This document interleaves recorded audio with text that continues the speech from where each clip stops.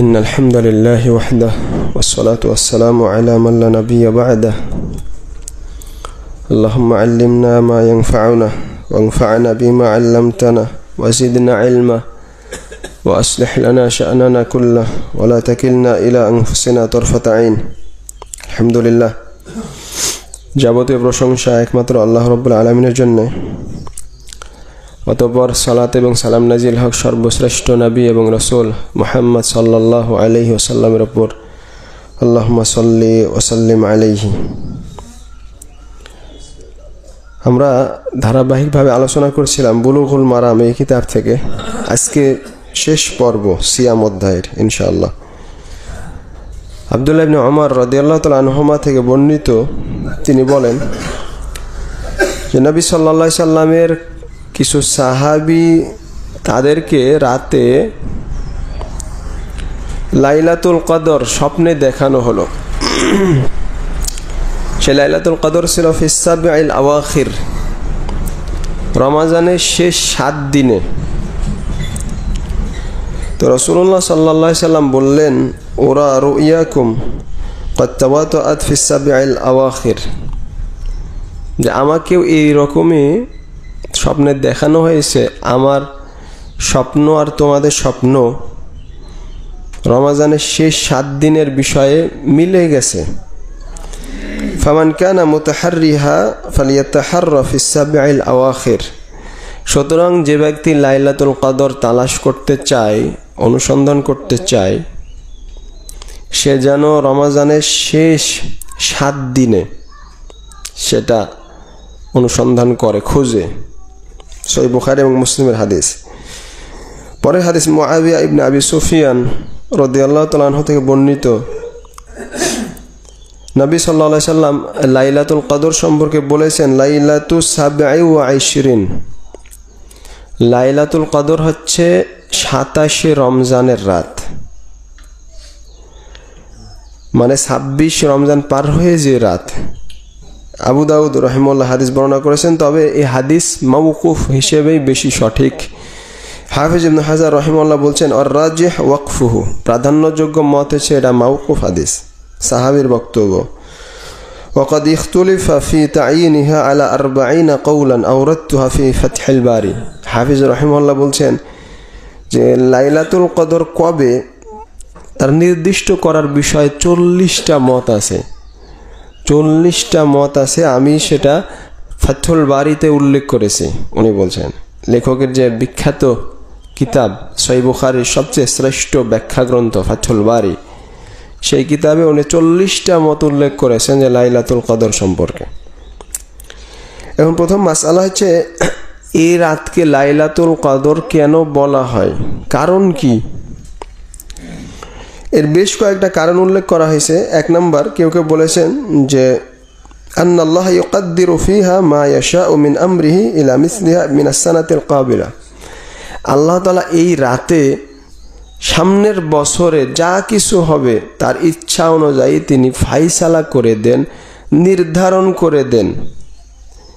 এই 1 বছরের জন্য তিনি নির্ধারণ করে দেন, এই জন্যই একে বলা হয় লাইলাতুল কদর, মানে নির্ধারণের রাত। আবার কেউ কেউ বলছেন যে না, যে মতটা বললাম এই মতের পক্ষে দলিল আছে সূরা দুখানের, ফিহা ইউফরাকু কুল্লু আমরিন হাকিম। আবার কেউ কেউ বলছেন যে না, একে লাইলাতুল কদর বলা হয় লিআইজামিহা ওয়া কদরিহা ওয়া শারাফিহা, এর উচ্চ মর্যাদা সম্মান থাকার কারণে। এই রাতের মর্যাদা সম্মান অন্য রাতের তুলনায় অনেক বেশি। এই মর্যাদা সম্মানের জন্য একে লাইলাতুল কদর বলা হয়। আবার কেউ কেউ বলছেন যে সুম্মিয়াত বিযালিক লিআন্না লিত-তুআতি ফিহা কদরান আযীমা, এই রাতের ইবাদতগুলোর মর্যাদা ফজিলত অনেক বেশি, তো সেই দিক থেকে বিবেচনা করে একে লাইলাতুল কদর বলা হয়। আল্লাহু আলাম, এই সবগুলোই হতে পারে, আল্লাহু আলাম বিসওয়াব। তারপরে লাইলাতুল কদর কি এখনো অবশিষ্ট আছে নাকি রহিত হয়ে গেছে, তুলে নেওয়া হয়েছে? সঠিক মত হচ্ছে লাইলাতুল কদর এখনো আছে, প্রতি বছরেই লাইলাতুল কদর আসে। এখন লাইলাতুল কদর কখন হয় এই বিষয়ে একটু আগে উল্লেখ করলাম যে এই বিষয়ে 40টা মত আছে, তবে কিছু কথা গ্রহণযোগ্য। যেমন আব্দুল্লাহ আল বাসসাম রহিমাহুল্লাহ উনি বলছেন যে হাফিজাহুল্লাহ উনি বলছেন যে ইয়ুমকিন তাসনিফ হাযিল আকওয়াল ইলা আরবা'i ফিয়াত, এই সবগুলো মতামতকে যদি বিবেচনা করা যায় 4 ভাগে ভাগ করা যাবে।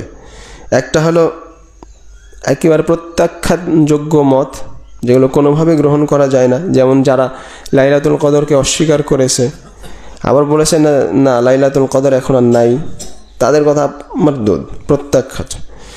আবার কেউ কেউ যেগুলো কিছু মত আছে সেগুলো হলো জয়ীফ, গ্রহণযোগ্য না।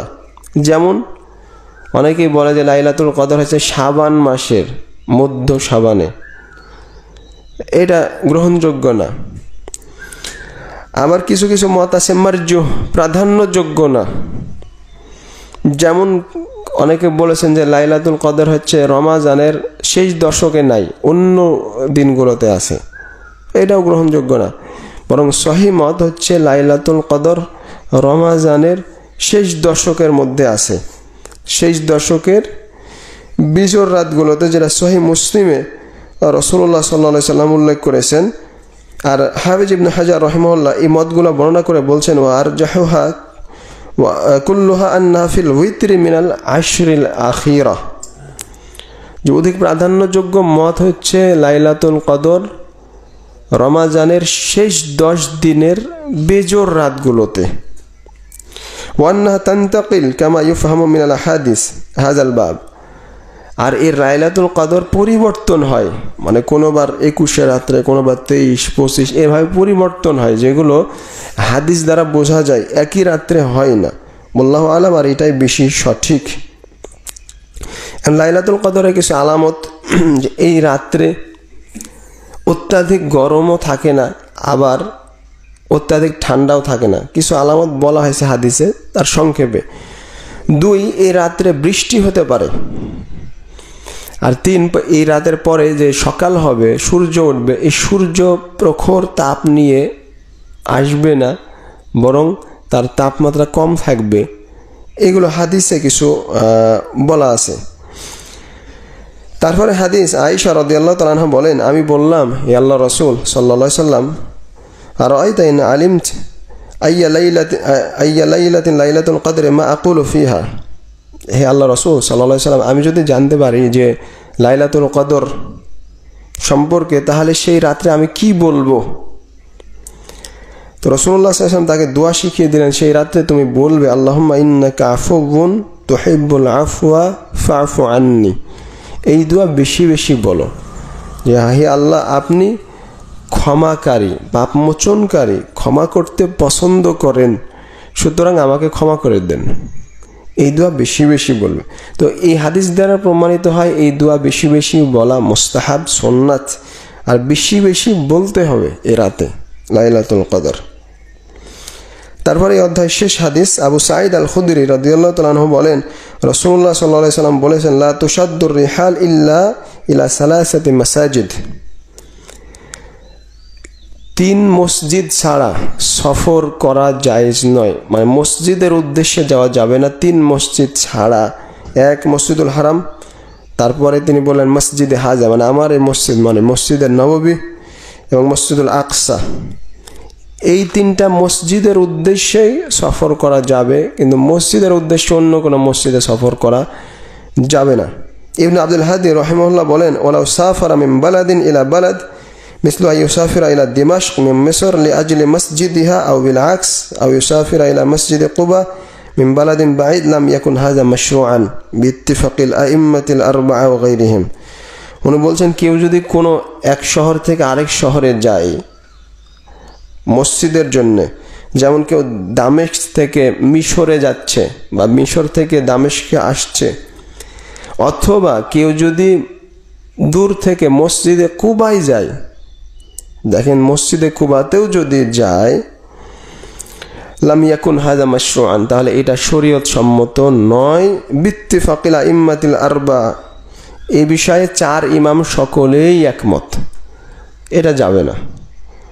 মসজিদের উদ্দেশ্যে সফর এটা চলবে না। তারা আমাদের সমাজে যারা মসজিদ তো নাই, মনে করেন মাজারের উদ্দেশ্যে যারা যায়, তাদের অবস্থা কি হতে পারে? তো আল্লাহু আলাম, এই ছিল কিছু আলোচনা। আল্লাহ আমাদের সবাইকে এগুলো জেনে আমল করা তৌফিক দান করুন, আল্লাহুম্মা আমিন। আমরা আগামীকাল থেকে ইনশাআল্লাহ আকীদা নিয়ে কিছু, বিশেষ করে বর্তমান যুগে ফিতনা ফাসাদ নিয়ে কিছু হাদিস তুলে ধরবো। আল্লাহ আমাদের সবাইকে এগুলো আমল করা তৌফিক দান করুন, আল্লাহুম্মা আমিন। সুবহানাকাল্লাহুম্মা ওয়া বিহামদিক, আশহাদু আল্লা ইলাহা ইল্লা আনতা, আস্তাগফিরুকা ওয়া আতুবু ইলাইক। আসসালামু আলাইকুম ওয়া রাহমাতুল্লাহ।